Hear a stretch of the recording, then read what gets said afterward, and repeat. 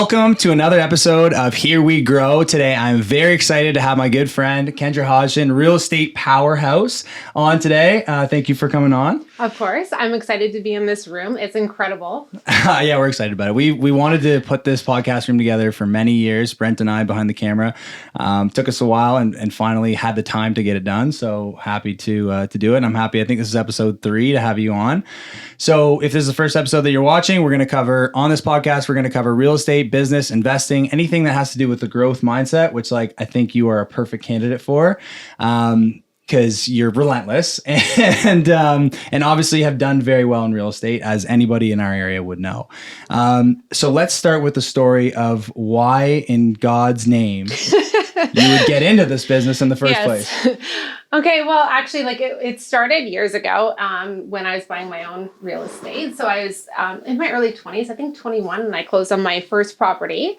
And it had Maybe try to get closer to the mic here. Okay. I know it's hard to be conscious of where it's at. That's good. Okay. You can pull it into it. Okay, no problem. So you're buying real estate first. Yeah. So after I bought my first property, it actually had a 1-bedroom in-law suite in it. So I rented that, and that paid for, my mortgage and utilities. So I was living for free, and I was so young and a single mom, and I was like, wow, now I actually have some money to spend, etc. So that kind of started on my journey. And then I sold it a few years later, bought 2 more. And yeah, I was spending every weekend, even when I was in my corporate career, shopping Realtor.ca and buying investments. And I thought I'm just going to make this jump. And it was obviously terrifying. Yeah. And everyone thought I was crazy because our area is so saturated with real estate agents. There's what now? 630 or something? It feels like that everywhere, but yeah. Yeah, right? For sure. Yeah. So, everyone thought I was nuts. They're like, you have this great career and it's, you have a salary, but I wanted to be in control of my future. And I also wanted to do something that, obviously I was super passionate about. So what made you passionate about real estate? Because I kind of had that passion more or less kind of thrust upon me growing up with my dad in real estate. I think by the time I was 20 years old, I'd pretty much moved 20 times. I think I'm at 23 or 24 by now. So I had real estate was kind of all I knew, but where did that where did that come from? Obviously you said you bought the first duplex, but something must have inspired you to do that, no? Yeah, well, honestly, I actually thought about this last night. And when I was about 11 or 12, my grandparents had rental properties. And I remember when I was 11 and 12, they would pay me to go and clean on tenant turnover. And honestly, it'd be like a toonie, but I was so excited. So that was a lot of the way that, they kind of created a lot of their financial security and things like that. So I think it's always kind of been in my realm. And yeah, obviously when I got that first taste of it, and you can kind of see that, there's a lot of potential here to be made if you're willing to take a few risks. Absolutely there is. But I think risks, and also, there's no lack of challenges in the business, as you know. Mm-hmm. So when you first got into the business, or over the years, has there been anything that sticks out to you as maybe that, because obviously if you had a decent job before and you took the leap of faith, you were all in, which I think is the way to do real estate. You can't do it part-time. I've seen a lot of people try, but burn the bridges. Hell yeah. That's right. So when you first got into the business, was there anything that surprised you, or has there been anything that surprised you over the years because for me, I don't think I realized, I think I understood that a lot of work went into it, and just like anything, you need to work really hard to be successful. But I don't think I realized how long I was going to have to put in that hard work for. It was multiple years until I saw the success that I really wanted, and it was a lot of work. It was more work than I anticipated. So was there anything over the years, or maybe in your early years, that you found was challenging, or any challenges that you might have had to overcome? Oh, 100%. Just similar experience to you. And I think a lot of newer agents kind of all experience that, right? They only see the sold posts on social media, yes. Right? They don't see That's all it is, by the way. If you're wondering if you should get into real estate, it's only us taking pictures in front of sold signs. 100%, yeah. Right. But yeah, they don't see what goes on, obviously, behind the scenes. Yeah. And one thing that I learned very quickly is that every deal is completely different. You're dealing with, emotions, basically, right? In any real estate transaction, the sellers, the buyers, the other agent that you're working with. So it's basically like a puzzle. Yeah. Right? Yeah. I say you're like a counselor. Yeah. For everybody. 100%. Yeah. Right? Yeah. Yeah. So, okay. So this leads me transitioning into my next question, which I think is good. A good transition is, what do you think makes a good realtor? I honestly, you got to be relentless. Yeah. You got to be relentless, and you got to be hungry, or you're going to starve. There's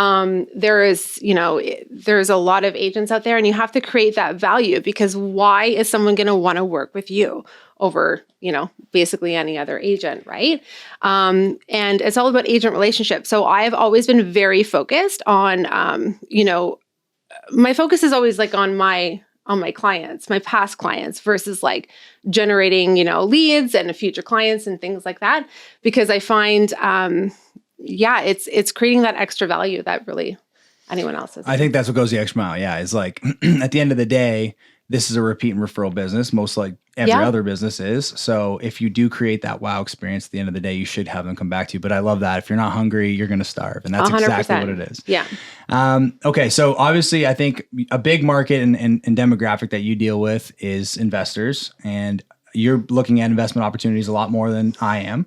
So is there something that you're seeing recently that you really like as far as investment opportunities? Everything. Yeah? Yeah, I want to buy everything. Right. That's a huge problem. Yeah. There's opportunities everywhere, right? Yeah.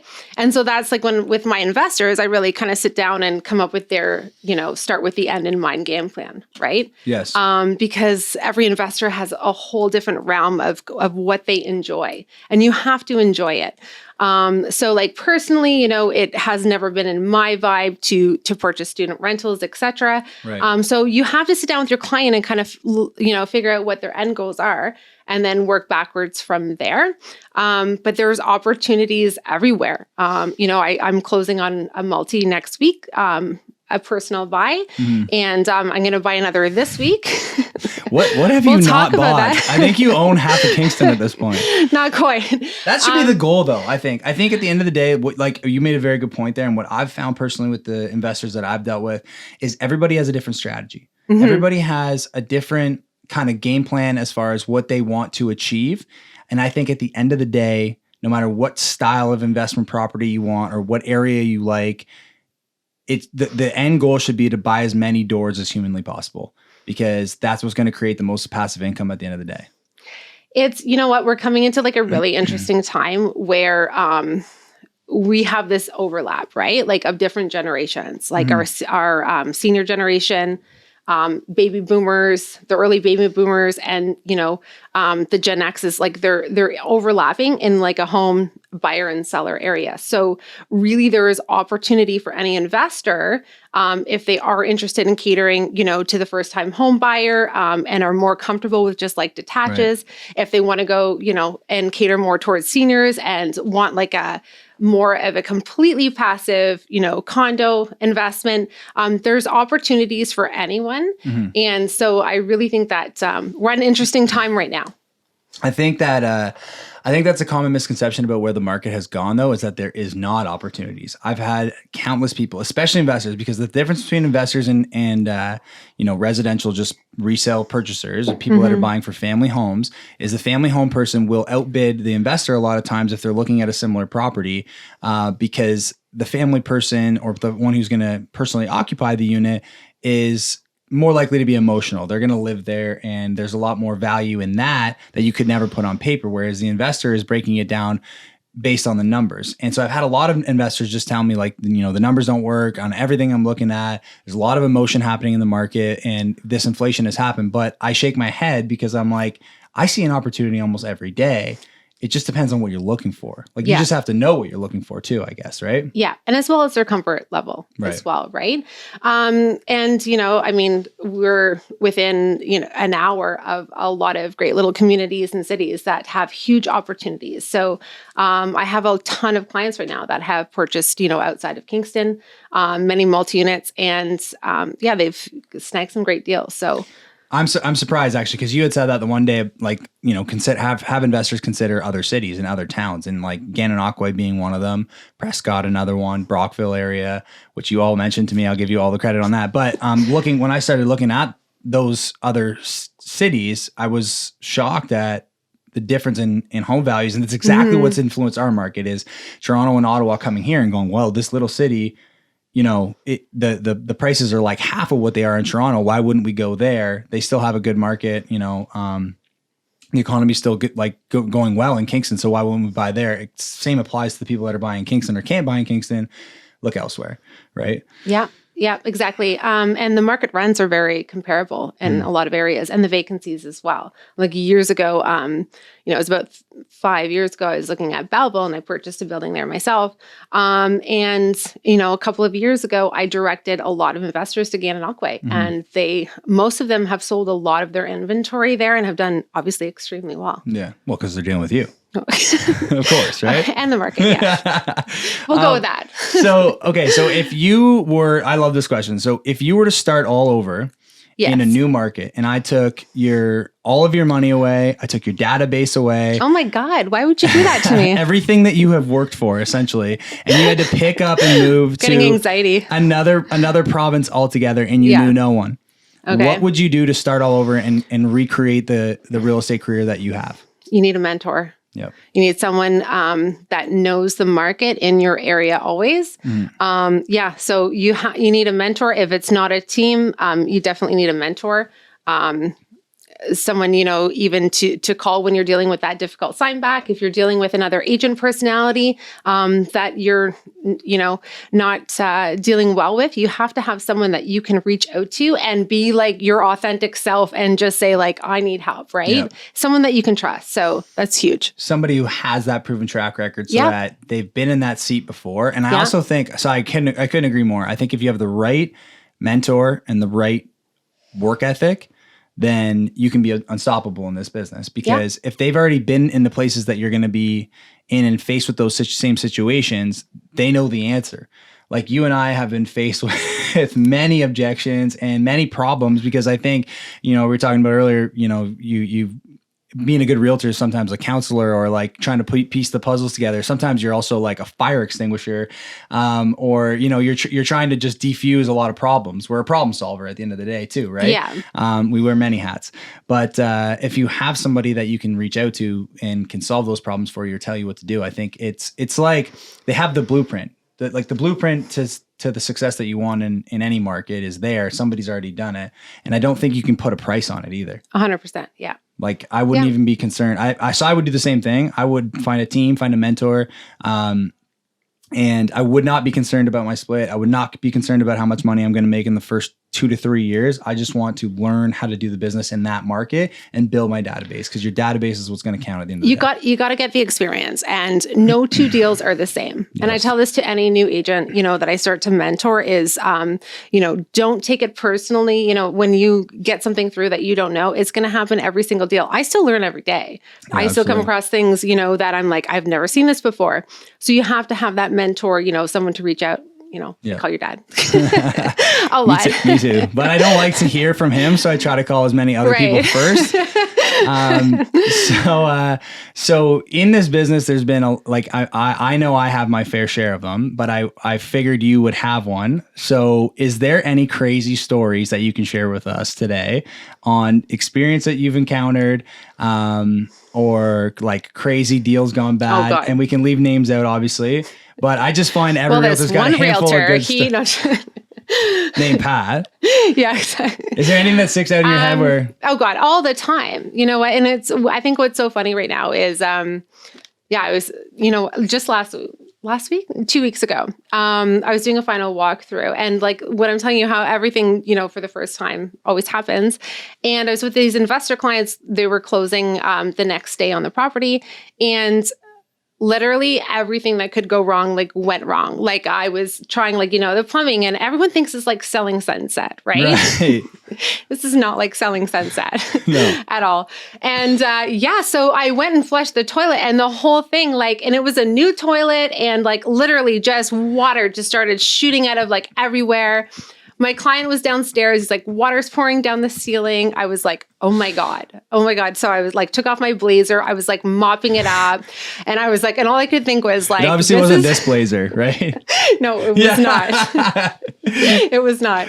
So you mopped it up with your blazer? Yes, because obviously it was closing the next day. I'm like, this water's going to do damage. And it was a vacant property. So. And they don't even own it yet because you're doing the final Didn't even walkthrough. own it yet. But honestly, like, yeah. And the selling agent was amazing. I called him and he had to put a lot of work in on that closing day. But, sometimes it takes that. And that's what a lot of people don't always understand is sometimes putting the deal together, right? And doing that sold was like, that's the easy part. Getting it to closing, there's a lot of, different uncontrollable factors sometimes that come into play, especially when you're dealing with tenants, et cetera. So you really need to have that good, like, working relationship with other agents. And this listing agent was great. Especially in the city. I sent him a Starbucks gift card. Yeah. I was like, thank you. Good. So you're better than me because I got in trouble from Kendra today about not bringing her a coffee. So I'm sorry. I've learned my lesson. I had a similar situation actually last week. It's funny that now I'm just thinking of, because I feel like we have endless stories, but final walkthrough, and the clients were asking me some questions that I didn't really expect, like how to clean out a dryer, which I thought they would have had experience in because they were like old enough to be my parents. Your fiance is watching this, right? Yeah. And she's like, you should know this. Yes, yeah, exactly. She's going to teach you. Yeah. I swear I do my own cooking and cleaning, I swear. So then there was a couple other issues, but I'm like, when I do the final walkthrough, like I do my once over, because at the beginning they're like, Pat, we need your help. Like, we don't really know what we're doing here. I'm like, you want to make sure everything's working, make sure there's no problems, because as a lawyer once said to me, like, it's easier to hold somebody's money from them while you still have it. So let's just make sure that everything's good and the stuff that we asked for is still here. And because I know that we had one time where somebody took out every single light fixture in the house. And we're like, these are supposed to stay. Yeah. So I'm like, we're just making sure all the light fixtures are still here and everything's normal. So I do that. I'm pretty quick and maybe 10 minutes. And then I'm like, all right, well, I'm going to hang out. You guys can do whatever you need to do. If you got to measure or whatever you got to do, but they're closing on this house in like a couple hours.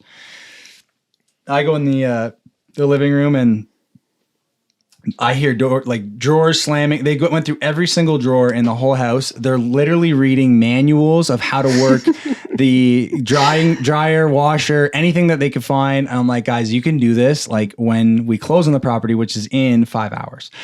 So then as I'm sitting in the living room, I'm like, I think I smell gas. Like, what's going on right now? And I walk in and I'm walking around, I look in the kitchen and my client is turning on the gas stove and just stop holding it down. Like click, click, click, click, click, click, click, click, click, click, click. And I'm like, whoa, don't do that. So I pull in, I shut the thing. I'm like, what do you do? He's like, oh, it just wouldn't start. I'm like, well, you're going to burn your house down and you don't even own it yet. Like, we got to open a window. He's like, can you show me how to start this? Absolutely. But let's not burn the house down first. Yeah. I mean, I haven't even got paid yet. Right? So yeah, there's many stories. I want to tell a lot more of those on this podcast, because I think I'm always intrigued to hear everybody's craziest stuff. Right. Oh yeah, I have 100. Another thing that you have 100 of is I notice you're constantly sharing, which is awesome.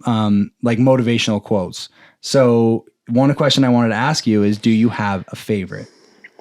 It would probably, that's a hard one. I'll tell you mine. I'll buy you some time. Okay. Mine is it's from my dad. I'm sure he stole it from somewhere else. But another one of my favorite quotes is, "Good artists copy, great artists steal." So I think you should, and that goes back to like the blueprint of following other people's success. Just do what other people are doing and work hard, and it'll happen for you. But my dad's quote is, "You have to do what other people are not willing to do now, so you can live like other people are not able to later." So the one that came to mind, I was hoping to, think of something like maybe a little bit more complex, but it's simple. It's do the hard things. You got to do the hard things. Like we're wired as humans, right, to protect ourselves, right? We don't like to be uncomfortable. It's just how we're built. So to get outside of that comfort zone. And if you're looking at decisions, like, do the hard things. Those are usually the most rewarding long-term. And they're the only ones that are going to make you grow. Absolutely. So if you don't do the hard things, like if I'm feeling comfortable, I get terrified. It's like I'm not doing enough. I'm not outside of my comfort zone. I'm not challenging myself. So if I feel comfortable, I'm so restless. Avoid comfort. I pivot and Absolutely. get out of the zone. Yeah. Awesome. Well, thank you very much for coming on. Thanks for having me. And as we're going to wrap up every one of these podcasts with another one of my favorite quotes. Okay. Here we grow. Here we go. So for anyone who is looking to connect with you, if they're looking for investment properties or to get into real estate or just buying residential real estate, where's the best way to find you? What's the best way to get hold of you? Yeah, go to my website, khrealty.ca. I'm on Facebook, Instagram, my cell, 613-985-5346. There you go. Thanks for watching.